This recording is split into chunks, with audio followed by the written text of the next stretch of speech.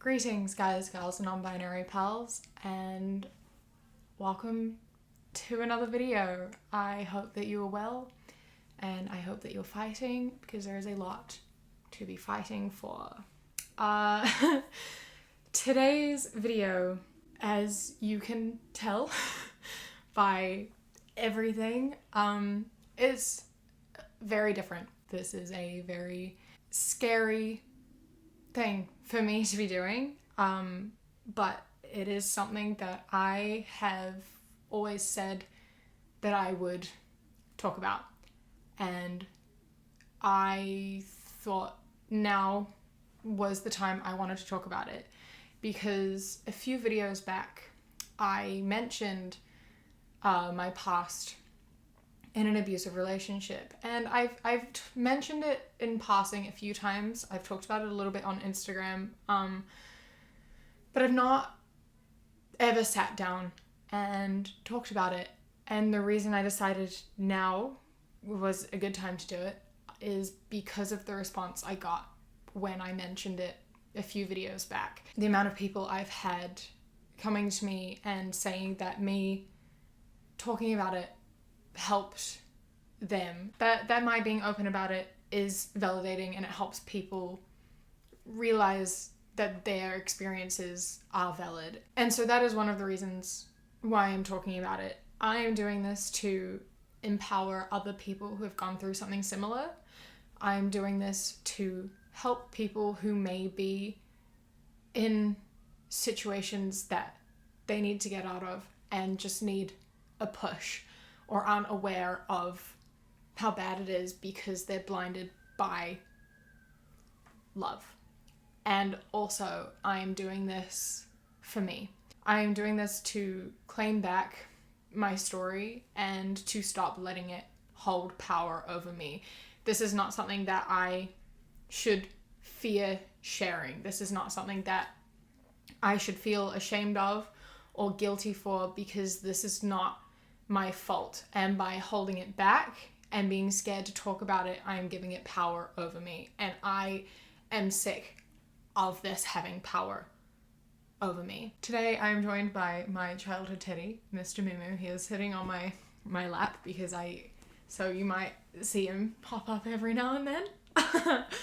First of all, a big trigger warning on abuse, particularly emotional and sexual abuse. That just straight up, that is what I'm talking about today. So if that is not something that you want to hear about, and that's not something you can deal with, please click off. I understand, and I am so sorry that is something that is triggering for you. It's shit. I just need to quickly interrupt because in a moment I'm going to be talking about how this video is a fundraiser. However, YouTube have not accepted my organization request yet, and I'm not sure if they are going to. So instead, I would like to encourage you to donate through the links in the description. If you do donate, please tweet me a screenshot and I will be sure to follow you as a thank you for your donation.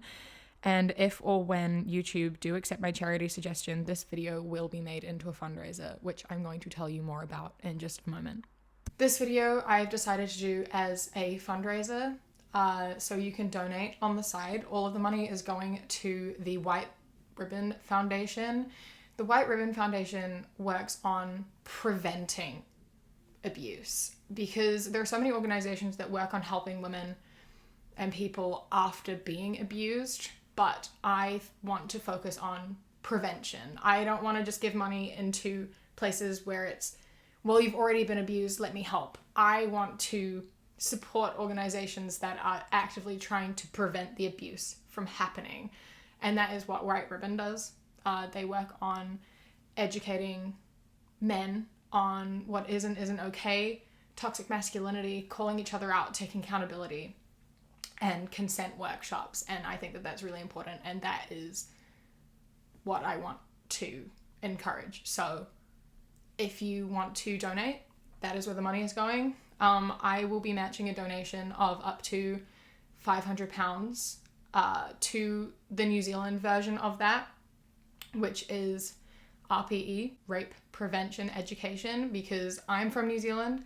My story took place in New Zealand, and so I want to put money there. New Zealand has a terrible terrible rate of domestic abuse. It is the highest in the Western world, and that's where I want to put my money. Just quickly before I do get into it, I would just like to give the little disclaimer. I don't know how I'm going to react talking about this here. One of my coping mechanisms is that I do smile and laugh when I talk about this sort of stuff. I do not like being vulnerable, showing emotion. That's just how it is. So if I'm laughing or smiling about anything, that is not because it's not painful. That is not because I'm lying. That is just how I personally deal with my trauma, because I don't want to cry. I also will be reading from notes that I've written because otherwise I will shut down. If I'm unemotional, again, trauma response, I put walls up. I separate myself from these memories because I do have PTSD, and that's just how I cope. So everything I am about to say is very real, and it took place. My story starts when I was 13. I met him at a music camp when I was 13, almost 14, and he was not much older than me. He was 9 months older than me, so he was 14 at the time when I met him. So, you know, classic teenage crush stuff. Very normal, very as expected, you know, for teenagers. And I was at a very vulnerable place when I met him. My mental health was very fragile. It was sort of right on the start of my depression and my eating disorder. I was just not in a good place. And at the time I met him, he had a girlfriend. And that is relevant to the story, but that will come in a bit later. Once him and his girlfriend broke up, I was 14. He was also 14. And like I said, I was in a bad place. My eating disorder was getting bad. My depression was getting bad. I was self-harming. I had no love for myself. But I found this person who told me I was beautiful. I found this person who said that he loved me and that I was beautiful and wonderful and perfect. And I just latched onto that because I couldn't say that to myself. I couldn't think that about myself. And he knew that. I didn't know that it was a problem because there's this boy who's giving me love, who's taking care of me and respecting me and telling me that it would all be okay and that he would always be there for me. And so I quickly became very attached to him, because when you have no love for yourself and the only thing that is giving you love and dopamine is a person, you latch onto that and you genuinely believe that you can't live without them. And that's how it started, right? Just love and kindness and making me feel special. That meant that we moved quite quickly because he would always tell me how hard it was and how it wasn't really fair, you know, and it was very difficult for him. And that led to him touching me. And I wasn't very comfortable with it, but he told me I was ready, and he hadn't lied to me. So why would he lie to me? And when I told him that it hurt, that I was uncomfortable, that it was painful, he told me that it meant to, that it's not meant to be comfortable. It's meant to be uncomfortable and painful. That's how it's meant to be. And he wouldn't stop. Even when I said to. And after weeks of it being that way, he told me that it was unfair. It was unfair that he that I got to be touched, but he didn't. That was very unfair, and I was being very, very selfish for not reciprocating and not returning that, even though I told him explicitly that I wasn't comfortable with that. I didn't want to, but I was a bad person, because how dare I receive and not give back? And he said he'd talked to his friends about it, who were all adults, by the way. They were in their 20s, and he's saying that they were telling him that it was unfair and that I was being selfish. If that is true, and these 20-something-year-olds are telling a 14-year-old that it's unfair that his 14-year-old girlfriend who's uncomfortable won't touch him, that's fucked up. That's so fucked up. But yeah, I was uncomfortable, but he told me that I was selfish, and I don't want to be a selfish person. I felt really bad, so I did it, because what else was I gonna do? He was mad at me. I didn't want him to be mad at me. And this cycle kept going. Him asking to do things, the next thing, stepping up, and me saying no, because I was uncomfortable. I didn't want to. I wasn't ready. I was scared. And then him doing it anyway.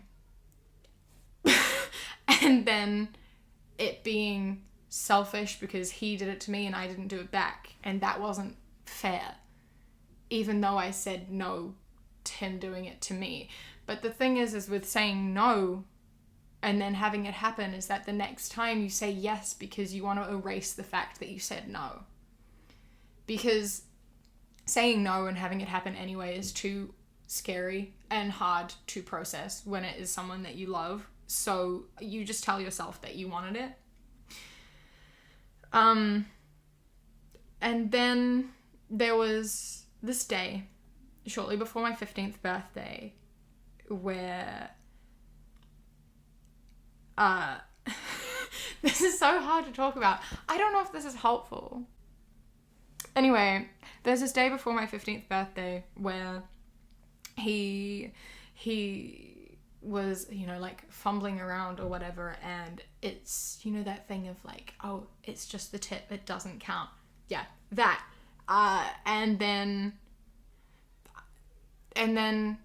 weeks later, just after my 15th birthday, when he asked to have sex again and I said no, he came back with, well, we've done it already anyway, so why does it matter? And he thought that was funny. And I just shut down as I realized what that meant and what had happened.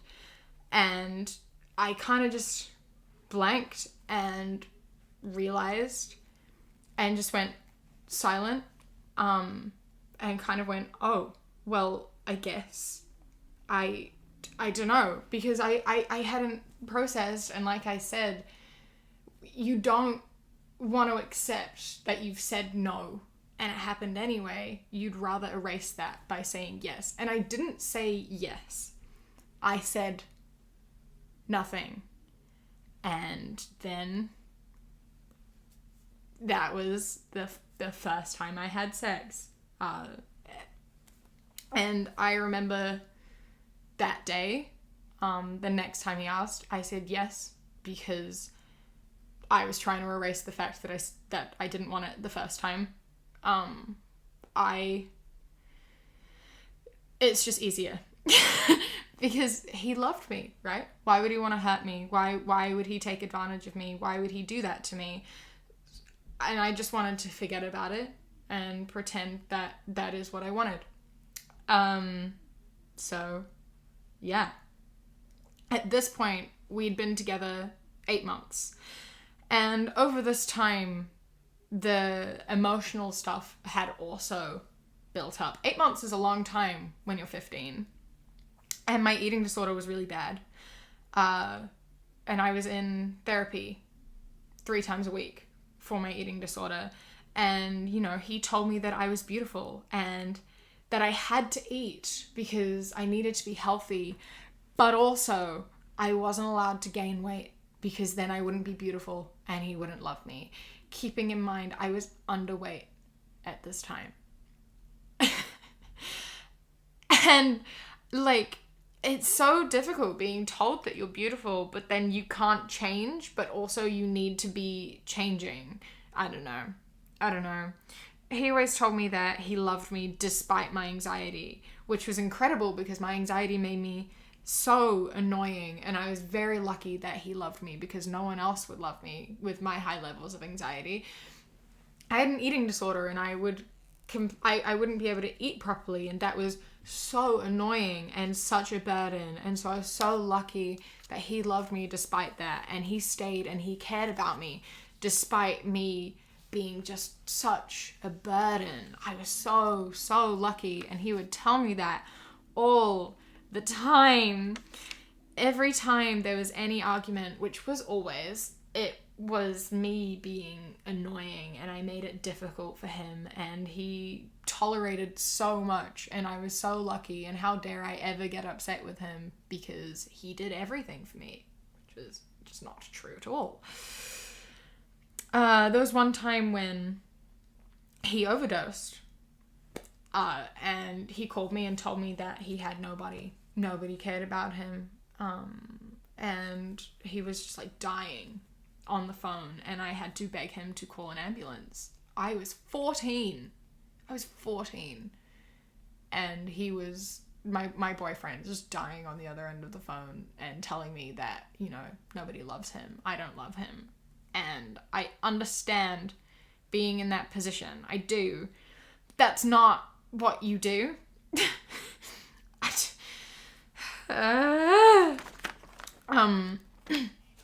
He, over time, you know, just slowly picked apart every part of me and did it in a way that made me think he was helping because he told me that it was helping.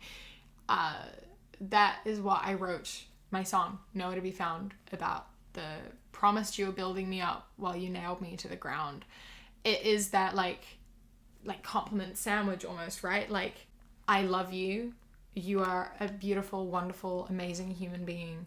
And then followed by, you ruin everything. You're so lucky that I love you.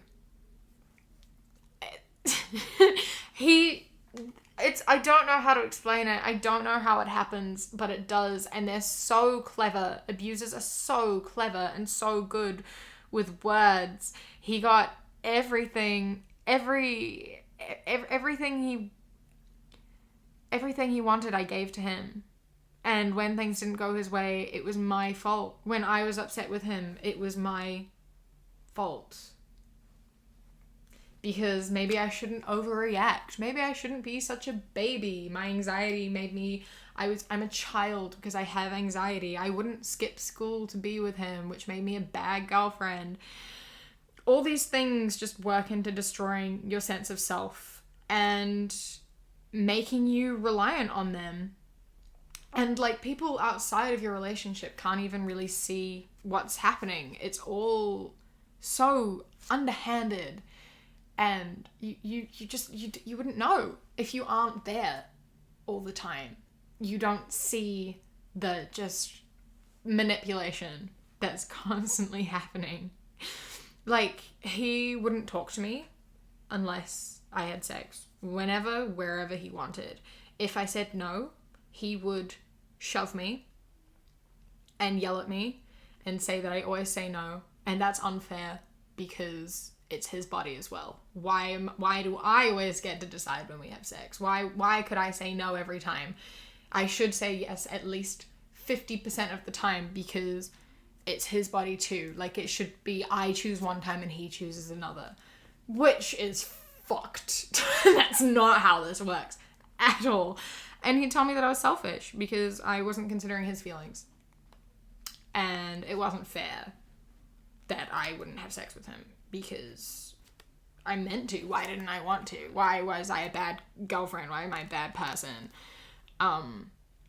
And I would give in because, you know, he would literally shove me and yell at me or ignore me. He would ignore me. He would not talk to me until I had sex with him. And then I would sometimes, usually just blank and go to the back of my mind. Or I would cry, wouldn't stop him. And then afterwards, again, he would shove me and say that I made him feel like a creep, and then I made it seem like he'd raped me. Maybe because he had. Maybe. But then I'd apologize because it made me feel really guilty. And again, I didn't want to accept the fact that that had just happened. So I would apologize and say, no, it's fine. I'm sorry. I apologize for making you feel bad for assaulting me. And I think this is something that so many people go through. And it's so... I don't know. I don't know if this is helpful. I don't know what I'm doing. This feels stupid. This happens to so many people. And it's so fucked up. This lasted almost 3 years. This cycle of him telling me he loved me, but that no one else ever would. He stripped away everything I was until I was just a blank canvas, and I was just an extension of him.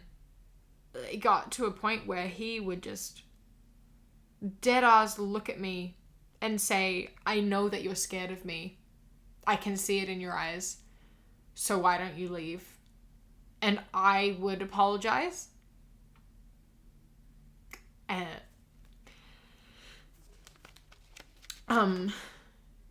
he knew I was a selfless person and that I don't want to hurt him or anyone. And he knew that calling me selfish was the thing he could say that would cut me the deepest. So if he needed or wanted anything and I didn't do it, I was selfish because I didn't do anything for him. I was only thinking of myself. He would make me call him every night, no matter where I was, no matter who I was with or what I was doing. And if I didn't call, he would yell at me and tell me I was selfish and a bad girlfriend because I didn't care about him, because he should be the number one priority in my life at all times. If I was with my friends and I didn't call, I remember specifically one time I was at my friend's batch with a group of friends. We were away up north for like a holiday for a few days, and he called me one night and I answered and I said that I was busy with my friends, and he just lost it and he yelled at me for 2 hours about how I don't care about him and how selfish it was that I didn't want to talk to him, and that, you know, he'd had a bad day, so how dare I not give him all the consolation he needed. And just spent 2 hours ripping into me about how selfish I was and how bad of a girlfriend I was for wanting to spend time with my friends and not having him be the number one priority. But then if he was with his friends and I asked him to call, he would again call me selfish because he has a life outside of me and I need to understand that, and how dare I want to take away his time with his friends. And it's just so confusing in your head. Nothing makes sense. And you just make yourself feel so small and like you are the least important person in the entire world. It just makes you feel so worthless, right? Like, it's literally, they're like teaching you that he's your fucking god or some shit. It's fucked. It's fucked. Like, he should be the number one most important thing in my life, but I am nothing to him. And I just accepted that. It hurt, and I would cry every single night. It got to the point where, you know, I didn't think I could live without him. He told me that I couldn't. He told me no one would ever love me. No one did love me. And I was lucky he was there. I was lucky that he didn't hit me because everyone else would. I was so lucky because I was so annoying. And everyone else, if I was dating anyone else, they would have hit me by this point. And so I was really lucky that he didn't. And he was a really good boyfriend because he didn't hit me. And I for months. Just thought the only way I can get out of this is if I die. Every night, I genuinely thought that was the only way I was ever going to be able to leave, was if I died.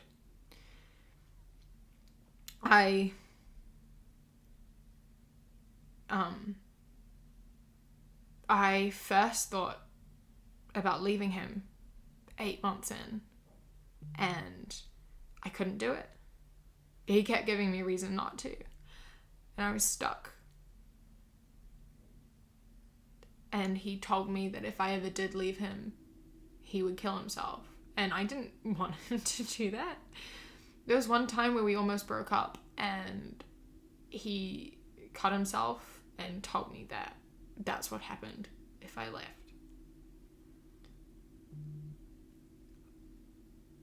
And that's what I see a huge problem. There's such big romanticization over, I can't live without you, you're my other half. It's fucked. Please, can we stop saying that shit? That's not healthy. That's not okay. I understand it's a figure of speech, but it's fucked up. You are not half of a person. You are a whole person. You do not complete each other. You are two complete people who are happy together. You should be happy with someone, not because of someone. And the over-romanticization of needing someone and dying without them and completing each other, it normalizes this bullshit. And I know that's not the intent of it, but that it does. I legitimately did not think that I was a whole person. I was made to think I wasn't a whole person. He completely stripped me of any sense of self that I had. And I thought that was normal. One of the last times that I saw him, he got mad at me because I was trying to take care of my friend. And he didn't think I did a good job. And he yelled at me. I was with my friends at a party, and he yelled at me for an hour. And he spat on me. And I just took it. I just sat there, and he told me that I didn't love him. And I, after he yelled at me for an hour, had to sit there and apologize and tell him how much I loved him after he spat on me and yelled at me for an hour. And then apologize to my friends for yelling at me in front of them, and that he wouldn't do that again while they were around.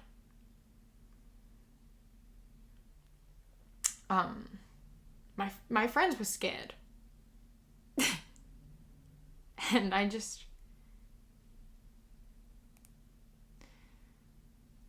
that was, I think, the last time I was with him. Because I went overseas for a month. I went to Indonesia to visit Kat for my 17th birthday, and it was on that trip, on my birthday, that I decided to leave. The thing that tipped me over the edge was, it was my birthday, and we planned to call because it was my birthday, and we'd been together 2.5 years, and he didn't call me. And I was obviously very upset over the fact that my boyfriend didn't call me on my birthday. And I told him that I was upset by the fact that he didn't call me on my birthday. And he told me that I had no right to be upset. He straight up was like, I was busy. It was my friend's birthday. So you have no right to be mad at me.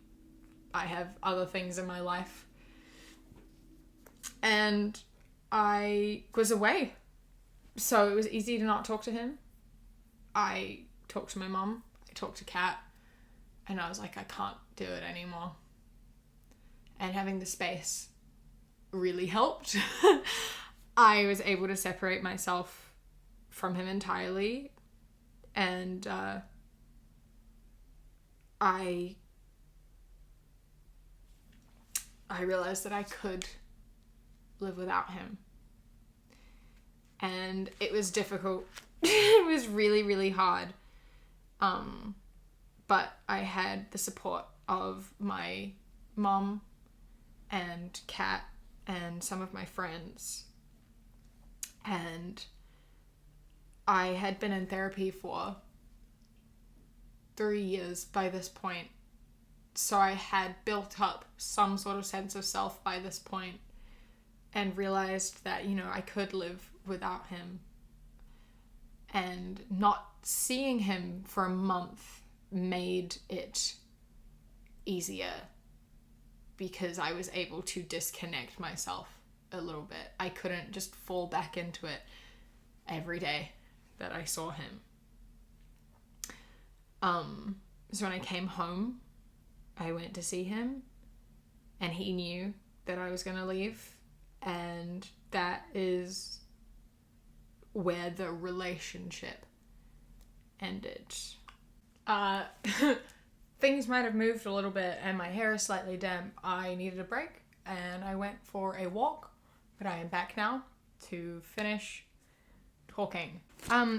So after the breakup, I started realizing the things that had happened. I started acknowledging what had happened and what wasn't okay, and I started talking about it in therapy. And I opened up to a couple of my friends and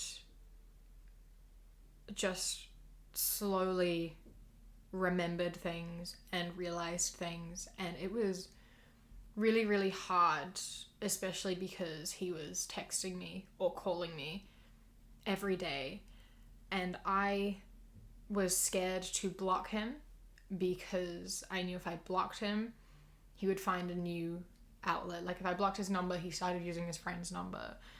And then one time he showed up at my house on the roof outside of my window, and I just remembered the panic in my body, and I couldn't breathe. And I was terrified to answer any unknown numbers. I was scared to be by myself. I just felt unsafe and uneasy all the time. That's how I managed to convince my mom to get a dog. Because if I was in my room and I heard a sound, I would just have a panic attack. I couldn't be in my bedroom by myself.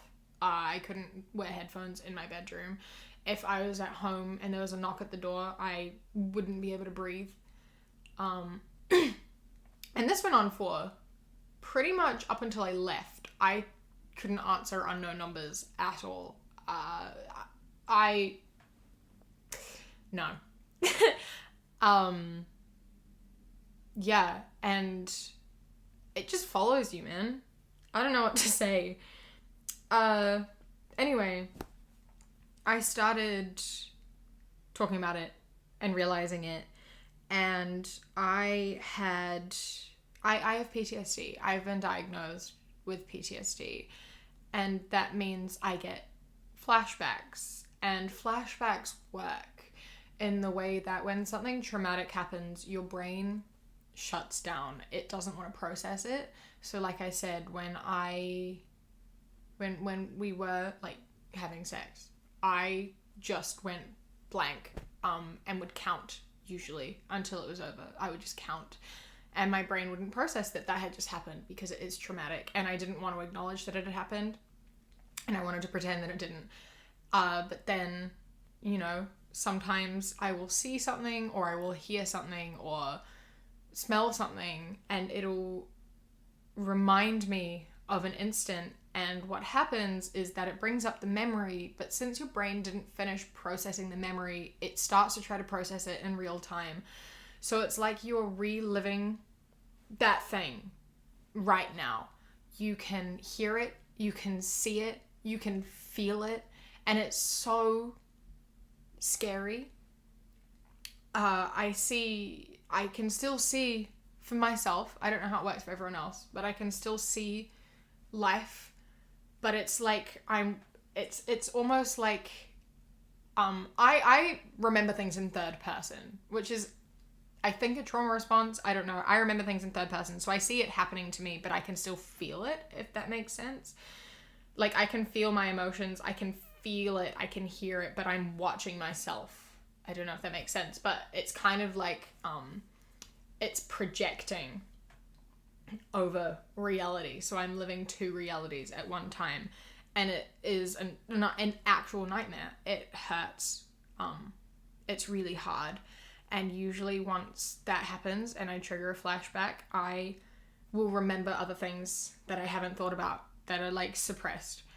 It will often start like a thing where I'll have like an episode where I am remembering things and feeling things and experiencing these sorts of flashbacks for multiple days. I just can't function properly as a person. And it's shit, man. It's really awful. And if that's something that you go through, I hope that you know that you aren't alone in that. That is PTSD. And there is medication you can take to help with it if that is something that you are interested in. I do 100% recommend talking to a professional and getting help with that. Unfortunately, the only thing you can really do is exposure tasks. You have to make yourself desensitized to the memories, right? Like, I've been able to sit here and talk about this because I have had to do it so many times. I had to recount it to the police. I had to recount it to a therapist. I had to recount it to another person who was processing to see if I was eligible for government-funded trauma therapy. I've had to talk about this so much that I am just numb to it a lot of the time. You have to take away the power of the memories. They aren't going anywhere. They're not. They're there forever. And it's terrible. And they hurt. But all you can do is take back the power. I used to have nightmares a lot. I had sleep paralysis almost every day for about 6 months. And a lot of the sleep paralysis for me was I would be lying in my bed and he was my sleep paralysis demon. I'd be lying in bed and he would come and sit on my bed and talk to me and make me feel small, and he'd tell me that I needed him, and he would touch me and he would hold my hand and I couldn't move, and he knew that I couldn't move. And that was just a recurring dream that I had constantly. Or there would be memories that I didn't want to think about when I was awake that my brain was trying to process. And what my therapist said to do with those was to wake up, write them down, and change the ending. Change the ending so I had the power. Take it out and change the memory, alter it, take back the power and make it my own memory. And something that I owned. And I found that to be quite helpful. Your brain is very, very powerful. You do have the ability to alter your memories if you do it enough. It's difficult. It doesn't always work. It doesn't work for everybody, but it can help. So if that's something you experience, I would recommend trying something like that. You might find that it helps you. This has left me with... So I'm all over the place. Like I said, I went to the police. I got a protection order, so he's not allowed within like 100 meters of me or something, I think. I mean, I'm in London now, so it doesn't really... It's great. I love being so far away. But also, I went to the police and I was like, I don't want to press charges. I don't want to have to go through the court. I don't want to do that. What I want is for you to go and talk to him and tell him what he did was not okay and why. And that's not what happened. What happened was, after like 6 months, because I wasn't a top priority case, which I understand, they went and talked to him And I got a phone call and they just said, well, he said he had no idea. He didn't mean to hurt you. He didn't know that he was doing that. He thought everything was consensual. He showed me text messages of you consenting at some point. So he's sorry. He didn't know. And they did nothing. Nothing.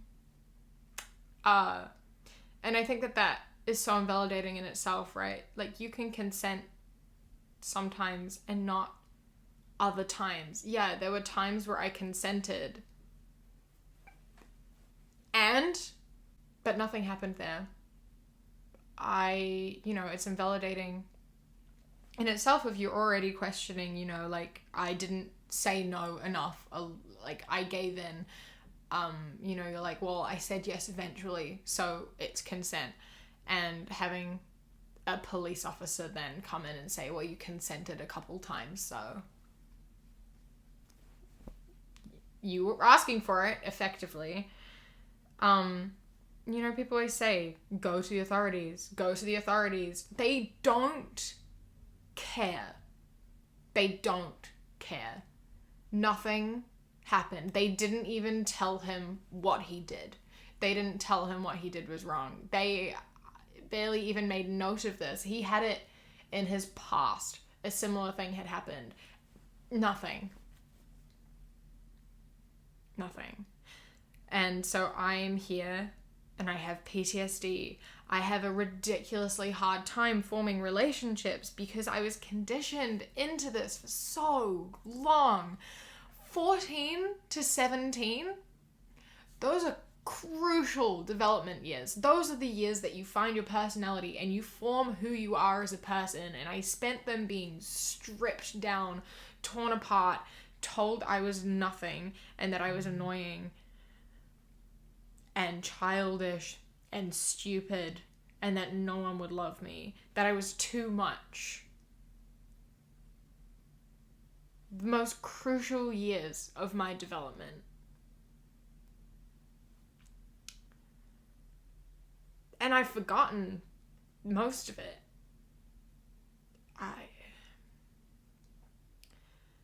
And it's so easy when you're that young to get into those situations. You don't know any better. No matter how old you are, no matter how old the person you're talking to is, if they are undermining you, controlling you, please know that isn't okay.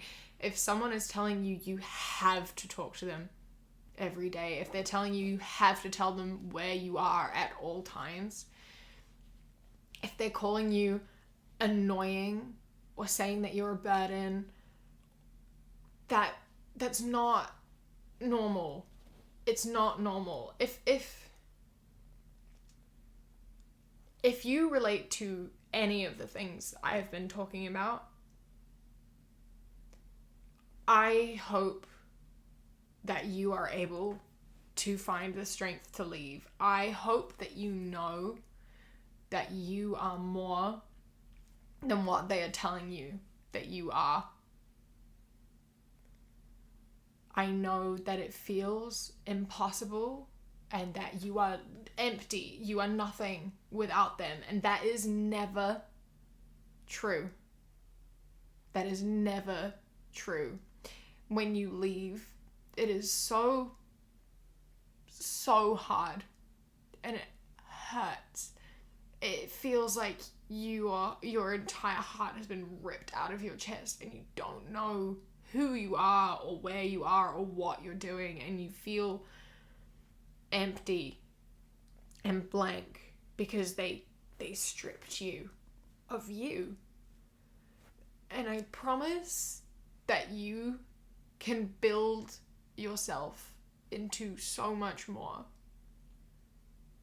You aren't empty or blank. You aren't what they told you that you are. You are your own person, and you can build yourself back up.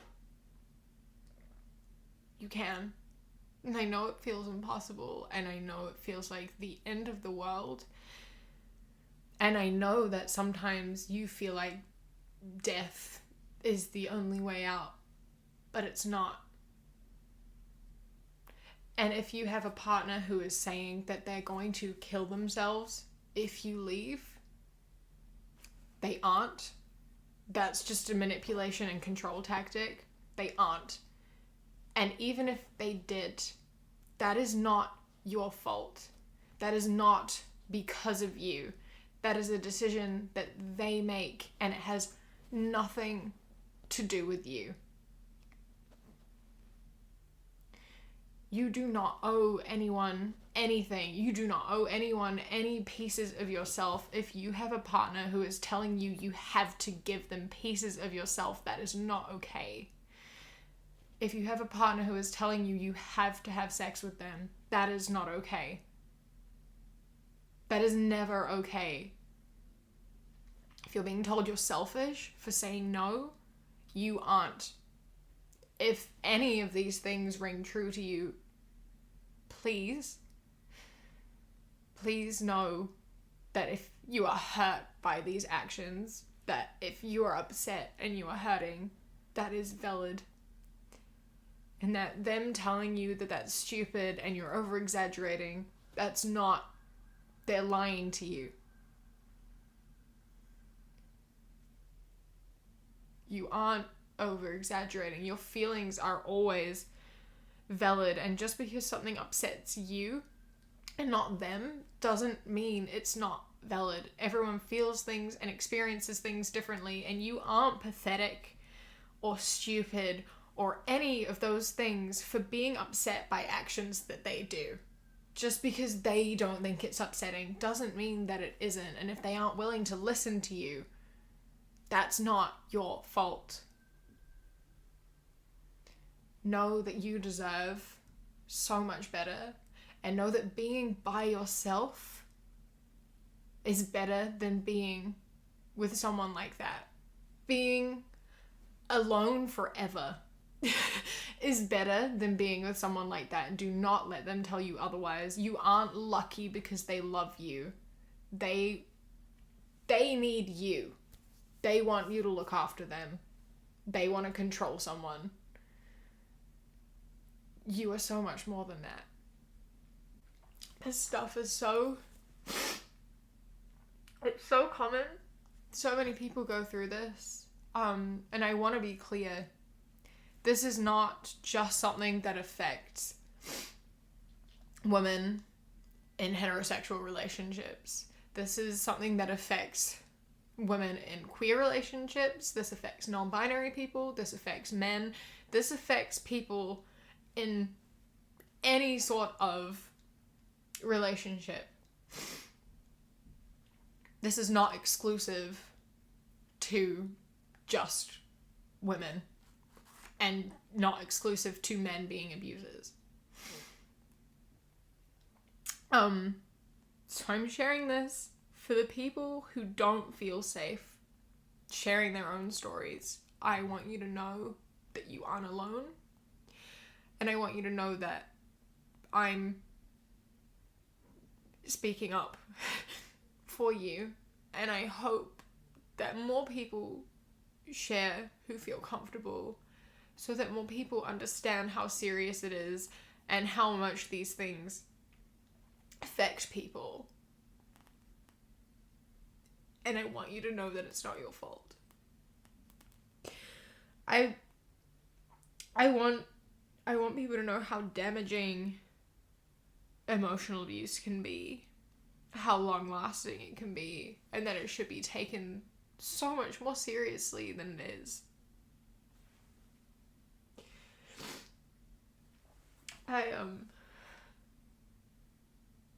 I want to share, to take the last step to reclaiming my story, my mind, my body, and it's scary, and I'm really afraid.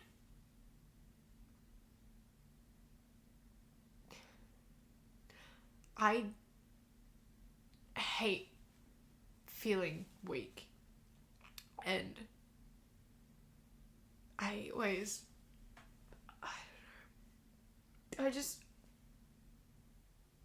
I want you to know that it gets easier with time. It's still hard. It still hurts. And I think that it always will. And that's awful. And it's cruel. And it's unfair. Because nothing. They can just live their fucking lives how they want while you're stuck here with all this shit.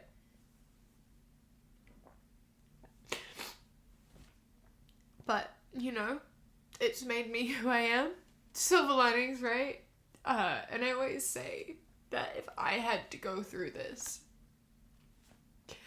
I want to be able to talk about it and use my story and my experiences to help other people. And so that's why I'm here. Because I want you to know that you aren't alone. I hope that I'm able to inspire anyone to leave and to know that you are worthy of more and you deserve to get help. I want people who have experienced this to know that your feelings and your experiences are valid. Completely valid. And what happened to you is awful. And if anyone tells you otherwise, get them out of your life. Honestly, that's... No. And maybe people who aren't entirely aware that their actions are harmful, I hope that you are aware of how harmful those actions are. I hope that you're safe. And you don't have to be being hit to be being abused. You never have to say yes. And just because you don't say no doesn't make it okay. You don't owe your body to anyone, ever. You don't owe your life to anyone, ever. You are your own person. And I believe in you. This has been very difficult.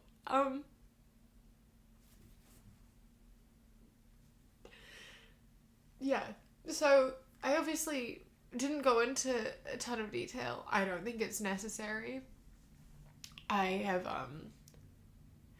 there's a lot more there, but I think that you get the overall idea of the situation, and how it can leave you. And yeah, I hope that my sharing has helped anyone. Please don't forget to donate if you can. I think that they're a really good organization and they are helping. I think that educating young people on consent and toxic masculinity and abuse, and I think that it's really important, and I think that it's something that we need to make compulsory, and I think that it does need funding and it needs to be done everywhere. So please donate if you can, and I'll be matching the donation of up to £500 to the New Zealand equivalent of it. Yeah. So please take care of yourself. Please remember that you are please remember that you are worth more than you think. And that your feelings, your experiences are valid. You are valid. And you are your own person. Stay safe. Keep fighting. I love you.